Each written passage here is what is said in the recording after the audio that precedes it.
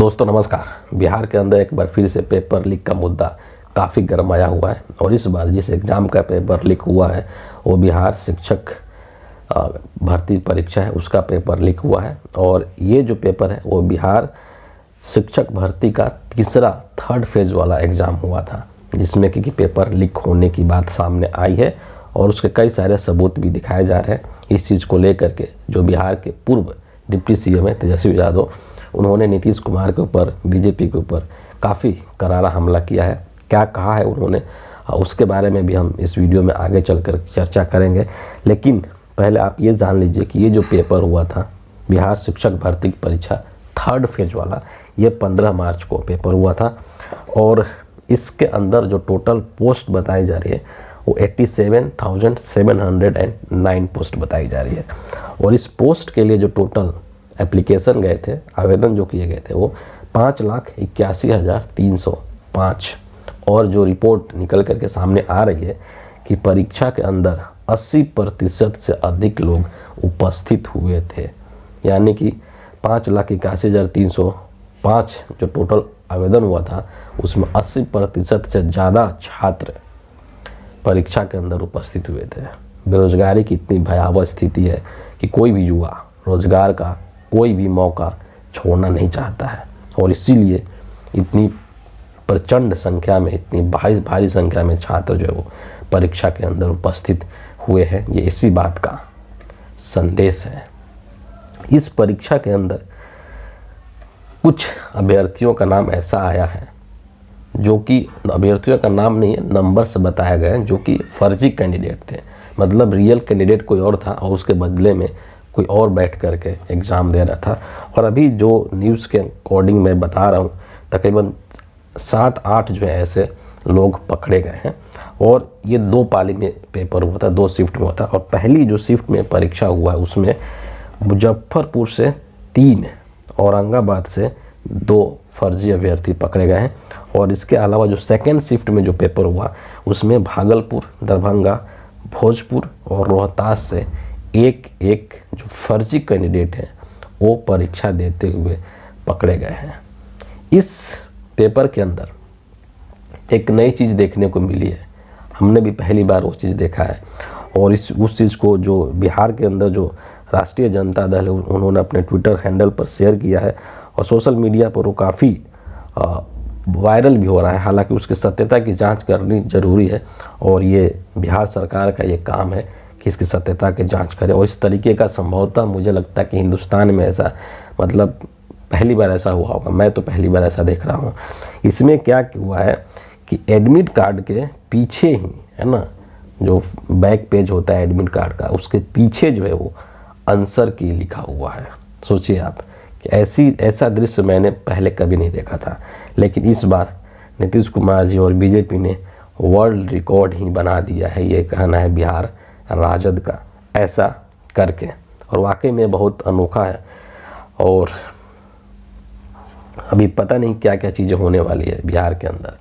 इस चीज़ को लेकर के जो तेजस्वी यादव हैं, पूर्व उप मुख्यमंत्री, उन्होंने एक ट्वीट किया है, बहुत लंबा चौड़ा ट्वीट है। उसमें कुछ चीज़ों का उन्होंने जिक्र किया है, वो मैं बताता हूँ और फिर कुछ और चर्चा हम बिहार में पेपर लीक को और युवाओं को लेकर के करेंगे। क्या कहते हैं तेजस्वी यादव कि बिहार में तीसरे चरण की बीपीएससी की शिक्षक नियुक्ति परीक्षा में पेपर लीक के कारण 4 लाख से अधिक अभ्यर्थियों को परेशानी हुई। आखिर ऐसा क्यों हुआ? हमने 17 महीनों में 4 लाख से अधिक नौकरियां दी, कभी भी किसी नियुक्ति परीक्षा में पेपर लीक नहीं हुआ। हमने केवल 70 दिनों में 2 चरण में 2 लाख से अधिक शिक्षकों की नियुक्ति की। शिक्षक भर्ती परीक्षा के दोनों चरणों में 17 लाख से अधिक अभ्यर्थी होने के बावजूद भी कभी किसी प्रकार की कोई शिकायत नहीं मिली। सब नियुक्ति निष्पक्ष, पारदर्शी और सहज प्रक्रिया से हुई। अब ऐसी कौन सी ताकत और तत्व बिहार सरकार में है जिसके कारण तीसरे चरण की नियुक्ति के लाखों परीक्षार्थियों को समस्याओं का सामना करना पड़ रहा है? सनद रहे तीसरे चरण में भी 1 लाख से अधिक शिक्षकों की नियुक्ति का नीतिगत निर्णय हमारे कार्यकाल में हमने कराया था। अब ये एनडीए सरकार इसे लटका अटका और भटका क्यों रही है ना।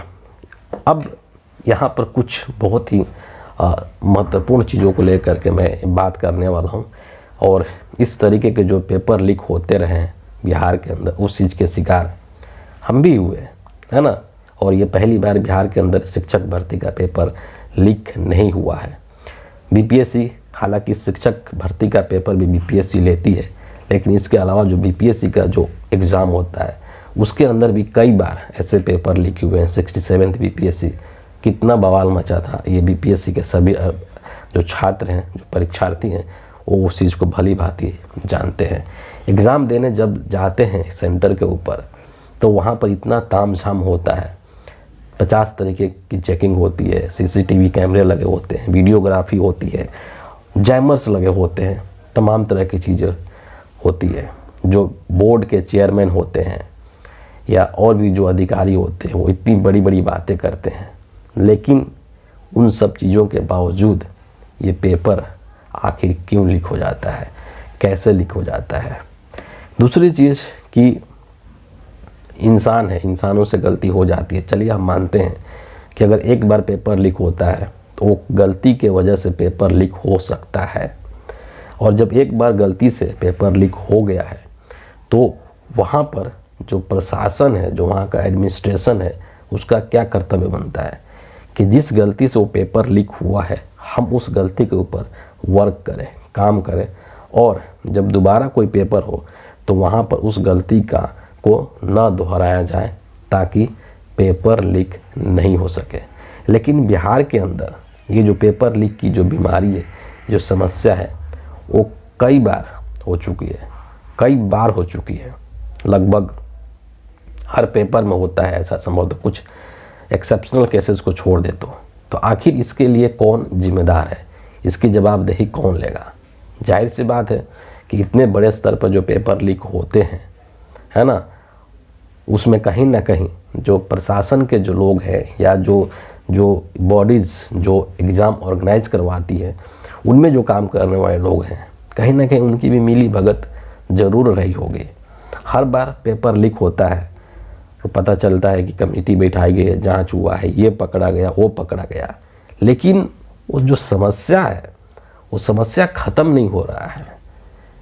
और ये सबसे बड़ा बीमारी है कि समस्या ख़त्म नहीं हो रहा है। जो पेपर लीक का प्रॉब्लम है ख़त्म नहीं हो रहा है। जब कोई भी स्टूडेंट है जो तैयारी करता है अपने घर में रह करके या जो घर से बाहर रह करके तैयारी करता है, वो कितनी मुश्किलों से तैयारी करता है। जब एग्ज़ाम देने जाना होता है ना, इतना दूर दूर सेंटर दिया जाता है, पैसे का समस्या होता है, पैसे किसी से ले करके व्यवस्था करके मैनेज करके एग्ज़ाम देने जाते हैं। वहाँ पर एग्जामिनेशन सेंटर के ऊपर जो है, वहाँ पर जो वहाँ के जो होटल्स वाले होते हैं वो भी उनको लूटने का काम करते हैं। 500 रुपये का होटल 1500 रुपये में देते हैं।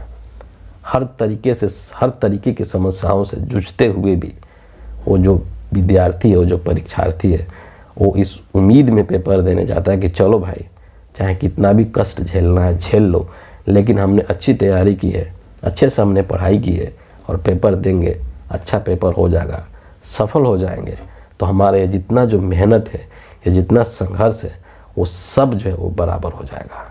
लेकिन पता चलता है कि आप पेपर देने गए और पेपर दे करके आप निकले और आपको सूचना मिलती है, समाचार मिलता है कि पेपर कैंसिल हो गया। मुझे याद है 67th बीपीएससी का शायद कि एग्ज़ाम दे करके अभी से एग्जामिनेशन हॉल से बाहर हम लोग निकले थे, है ना। अभी ये मतलब होटल तक भी नहीं पहुंचे थे, घर पहुंचना तो बहुत दूर की बात है, होटल तक भी नहीं पहुंचे थे और न्यूज़ आने लग गया सोशल मीडिया के ऊपर कि पेपर लीक हो गया, पेपर लीक हो गया, पेपर लीक हो गया। समय भी बर्बाद, मेहनत भी बर्बाद और पैसा भी बर्बाद। ये चंद ऐसे मुट्ठी भर लोग हैं जो कि लाखों लोगों के मेहनत के ऊपर पानी फेर देते हैं। पेपर लीक कौन करवाता है? कोई गरीब छात्र पेपर लीक नहीं करवाता है। उसके पास 10 लाख और 15 लाख रुपया नहीं है कि वो इतना रुपया दे करके वो पेपर खरीद लेगा। तो इसमें नुकसान किसको होता है? जो ईमानदार, जो ऑनेस्ट जो कैंडिडेट हैं, जो मेधावी छात्र हैं, है ना, जो अपने मेरिट के बल पर एग्ज़ाम की तैयारी करते हैं और एग्ज़ाम देने जाते हैं। नुकसान तो उन्हीं को होता है। जो पैसे वाले लोग हैं, इसी बीपीएससी पेपर के अंदर पता चल रहा है कि 10 से 15 लाख रुपया का रेट चल रहा है। तो ये सब चीज़ें एक जो मेजॉरिटी में जो स्टूडेंट्स हैं, जो गरीब घर के हैं, उनको उनकी भविष्य एक तरीके से बर्बाद करने का ये एक साधन है पेपर लीक का समस्या। और ये पेपर लीक की समस्या ऐसा नहीं है कि जो बिहार में हो रहा है वो सिर्फ बिहार में ही हो रहा है, उसके तार हिंदुस्तान के कई राज्यों में जुड़े हुए हैं। जितने भी खास करके जो हिंदी बेल्ट के स्टेट हैं, यूपी, बिहार, झारखंड, मध्य प्रदेश, राजस्थान, इन तमाम जगहों पर पेपर लीक होता है। और ये सभी जो रैकेट है वो ऐसा लगता है कहीं ना कहीं एक दूसरे के साथ जुड़े हुए हैं। अब ये शिक्षक जो भर्ती परीक्षा हुआ है, जो पेपर लीक हुआ है, इसी में हजारीबाग से लोग कितने लोग पकड़े गए हैं, जो न्यूज़ निकल करके आ रही है। तो कहने का मतलब ये है कि कहीं ना कहीं मुझे ऐसा लगता है कि इसमें जो प्रशासन है उसके अंदर इच्छा शक्ति नहीं है, वो इन समस्याओं को जड़ से ख़त्म नहीं करना चाहता है, क्योंकि उसको एक जो सामान्य जो विद्यार्थी है, परीक्षार्थी है, उसके भविष्य की शायद उसको चिंता नहीं है। बड़े बड़े नेता हो सकते हैं, बड़े बड़े अधिकारी हो सकते हैं, जो कि इन जो पेपर लीक करने का जो ये कांड है इसमें संलिप्त होते हैं, क्योंकि कहीं ना कहीं उनको भी इसमें पैसा मिलता होगा, तभी जाकर के इतने बड़े स्तर पर इस तरह की चीज़ें संपन्न हो रही हैं, लोग कर रहे हैं। वरना सरकार चाह जाए, सरकार में जो बैठे हुए लोग हैं वो चाह जाए तो किसी की क्या मजाल को पेपर लीक कर दे। यूपीएससी का परीक्षा होता है, पूरे देश भर के अंदर परीक्षा होता है। क्या आपने कभी ये सुना है कि यूपीएससी का पेपर लीक हो गया? कभी नहीं। लेकिन राज्यों के अंदर जो परीक्षाएं होती है, बिहार के अंदर, यूपी के अंदर, झारखंड के अंदर, पता चलता है कि पेपर लीक हो गया। बोर्ड के परीक्षा के पेपर लीक हो रहे हैं भाई, एग्ज़ाम, कॉम्पिटिटिव एग्ज़ाम को तो छोड़ दीजिए। तो ये सब चीज़ें क्या शो करता है? ये सब चीज़ें यही शो करता है कि प्रशासनिक शिथिलता है वहाँ पर, है ना, इच्छा शक्ति की कमी है। और सबसे जो दुर्भाग्यपूर्ण है कि ये जो लोग हैं वो लाखों गरीब और मेहनती जो विद्यार्थी हैं उनके भविष्य के साथ एक भद्दा मजाक कर रहे हैं। ऐसा नहीं होना चाहिए। और राहुल गांधी जो हैं वो अपने भारत जोड़ो न्याय यात्रा के दौरान पेपर लीक के मुद्दा को बहुत ही प्रमुखता के साथ उन्होंने उठाया है। और इस चीज़ के लिए उन्होंने एक गारंटी भी दी है, लीगल गारंटी भी दी है कि अगर हम सरकार में आते हैं, 2024 के अंदर इंडिया की सरकार बनती है, तो इस चीज़ को लेकर के हम लोग बहुत ही सख्ती से एक पूरा एक कानून बनाएंगे और एक बोर्ड बनाएंगे जो कि इन सब चीज़ों को रेगुलेट करेगा। तो इच्छा शक्ति चाहिए। इस तरह के जो करप्शंस है इसको ख़त्म करने के लिए इच्छा शक्ति चाहिए, नहीं तो ये चीज़ें बार बार रिपीट हो रही है। एक एग्ज़ाम होता है, उसका पेपर लीक होता है, हो हल्ला होता है, पता चलता है कि ये जांच हुआ, वो जांच हुआ, यहाँ से वो पकड़ा गया, वहाँ से वो पकड़ा गया, ले दे करके उसका रिजल्ट 0 आता है। फिर अगला एग्ज़ाम होता है, फिर उसी के अंदर सेम चीज़ें रिपीट होती है। तो समस्या का समाधान कहाँ है ना? समस्या का समाधान तो कुछ हो नहीं रहा है। बस आपको एक चक्र है उसमें उलझा दिया जाता है कि पेपर देने गए, लीक हो गया, जांच हो रहा है ना? तो इस चीज़ को समझना होगा और इसके लिए सरकार के इच्छा शक्ति की ज़रूरत है। और ये रिक्वेस्ट है एक तरीके से कि गवर्नमेंट को, बिहार सरकार को इस चीज़ के ऊपर फोकस करना चाहिए और इसको जड़ से ख़त्म करने की कोशिश करनी चाहिए, क्योंकि यह लाखों विद्यार्थियों के जीवन को बर्बाद कर रहा है, उनके मेहनत को बर्बाद कर रहा है, उनके परिवार की जो उम्मीद है, जो आशाएं हैं, उसको, जो सपने हैं, उसको तोड़ने का काम कर रहा है ये पेपर लीक की समस्या। फिलहाल इस वीडियो के लिए इतना ही है। आप सभी का बहुत बहुत धन्यवाद।